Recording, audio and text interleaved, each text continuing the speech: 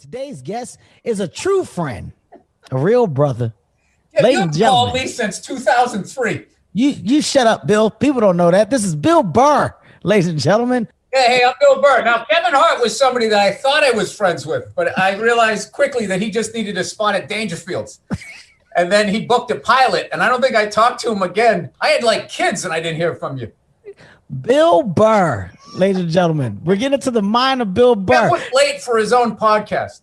Bill, are you ready for this? This is the best part that I think. This is what's mind blowing that people are going to love. Bill Burr. You have your own name on your fucking sweatshirt. Well, outside of that, I mean, When are I you don't know going to why stop you don't. branding, Kev? We know who you are. Just in case you didn't, Bill, I wore a shirt to remind you. What's the big fucking deal, man? All right, it's just a shirt. Hoodie with Kevin Hart. I hand out hoodies to homeless people because I care about downtown LA. Go see Jumanji Part 19.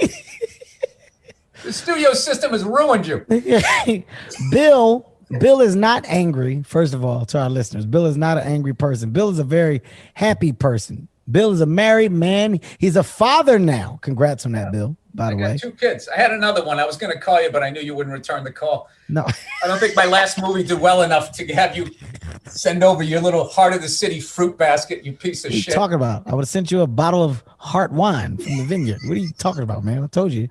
It would have got there. Bill, I love that you have a vineyard. Can we tell the people, Bill, Your little that ass you get and out I, there and stomp on the grapes. Yeah, I do. So fuck off. I do. Bill and I did a pilot, ladies and gentlemen. We did a pilot for Comedy Central. It was called Heart of the Shitty, and it wasn't picked up. Yes, let me clear this up. This is before I got big. Bill and I did a show. It was, it was right before. No, you were already starting to blow up. And I remember there was a moment where we were actually going to tour together. We were going to do the black and white tour because I was almost ready to go to theaters. You had just started going to theaters. And then a week later, you went to arenas. And that's when you stopped calling me. No. That's when it was, Kev. I stopped calling you after the show didn't get picked up because I felt like you fucked me.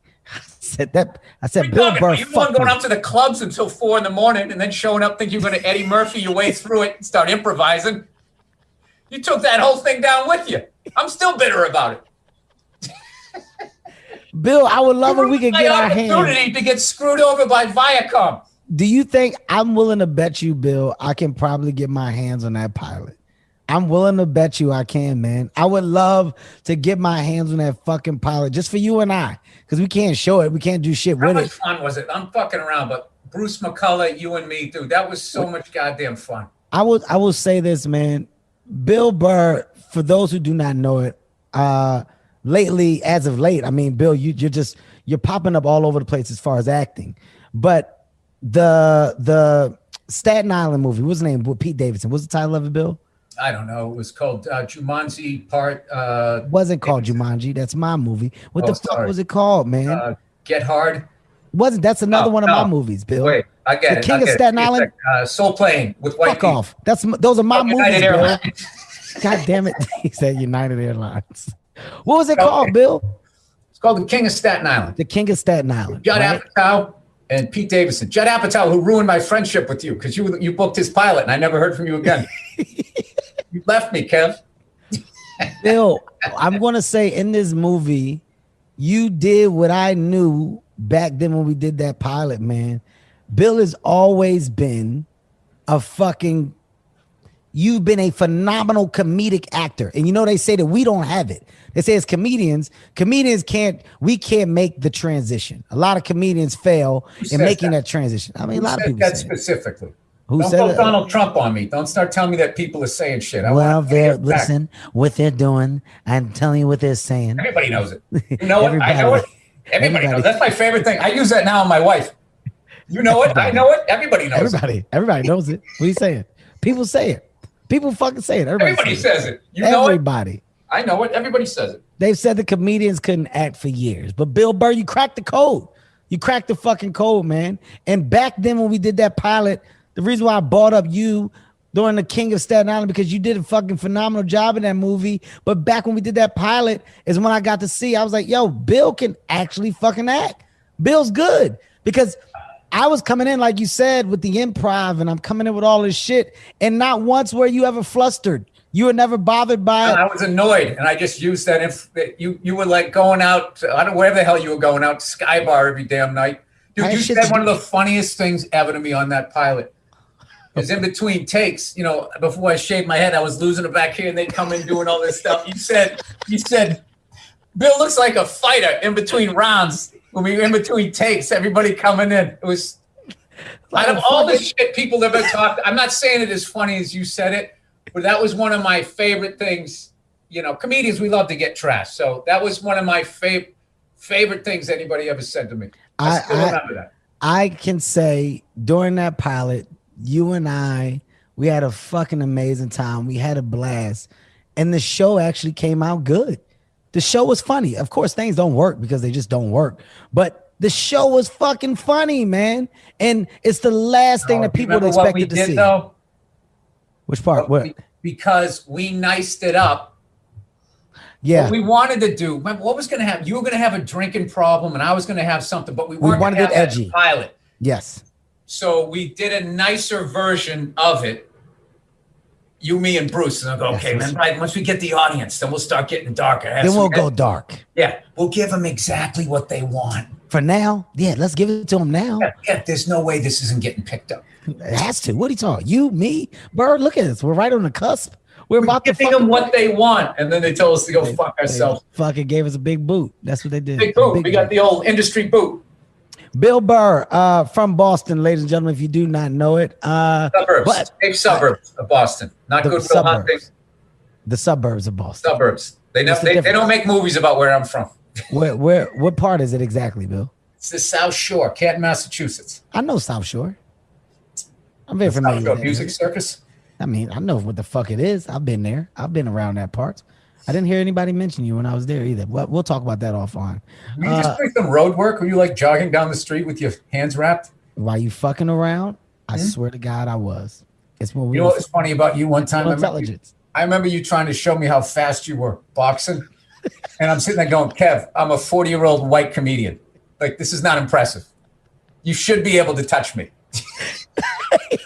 This is not. I swear to God, for your listeners, we were in some stupid parking lot, and he's going, look, I'm fast. Doing all this stuff. I'm just like, all right, Kev, you're fast. I get it. You almost seem taller when you're doing that, Kev. Wow, that's amazing. Hey, I remember, man, I don't think there's anybody that I can annoy more than Bill Burr. I have probably triggered some of Bill Burr's angriest reactions in the New York City comedy clubs. No, I'm talking about of annoyance. I remember, Bill, when we were teasing you one day. More than Patrice? No, Patrice used to piss you more off. Than Keith? No. All right, you're right. I was probably in fourth or fifth place. No, you came in quick. Patrice used to get you. Patrice used to get you for sure. Patrice got you. I never worried about you, but Patrice, if I knew he was going to be there, I would have like 5 things to say about him. Like I came in like locked and loaded just to try and hit him. Until this day, I'd say all 5 in the first minute, and then I was fucked. You know what, man? Until this day, I still don't understand how a funeral happened and they turned it into a comedy club. Until this day, Patrice O'Neal, how they turned it. That funeral was great. That was one of the best shows I've ever been to. I've never seen anything like that in my life. You know, for our listeners, you Patrice bugged O'Neal, me at the funeral. You bugged me. I did. Because you showed up, you were wearing like a pair of Jordan 1s. You looked like you were going to do a spot at Caroline's. I'm like, that's what I said. I go, Kev, this is a funeral, man. You're dressed like you're going to go do a spot at Stand Up New York. And this is what you said. You go, no, Bill, I'm dressed like the comic who made it. You said that at a funeral. I was like, I know this guy's an asshole. I didn't know he's that much of an asshole. You almost had me saying, well, I played Carnegie Hall one time. I almost said that at a funeral for my friend. That's how much of an asshole you are. What the fuck? We went to Patrice O'Neal's funeral. Ladies and gentlemen, I mean, we had so many comedians. First of all, Patrice was one of the most loved guys, I mean, on the scene. All right, let's not throw too much. He was also one of the most hated, too. Yes, but he was a comics comic. He was a comics comic. The comics loved him. If you were funny, you loved him. Yes, if you weren't funny, you hated him. because he let you know that you stood no chance in this business. He would if you weren't funny, you stopped working the Village because that's where he was. You stayed uptown. You didn't want any problems with that because he was the guy to go, ugh, this guy, ugh, God, who let, ugh. I remember Eddie If one time said, dude, he goes, some nights I'll walk into the cellar and he'll yell across the room, hey, Eddie. And he goes, and I think, he saw me. Dudes like that used to come into the upstairs at the Olive Tree and they used to try to pick the first open seat to just, slink in and stay away from him. That's all. We hope you had a blast witnessing the verbal jousting between comedic heavyweights Bill Burr and Kevin Hart. Remember, laughter is the best therapy, so keep seeking those twisted moments of humor wherever you go. Stay tuned for more roasting sessions, and until then, embrace your inner deviant and keep that dark humor alive. Thanks for joining us, and catch you next time.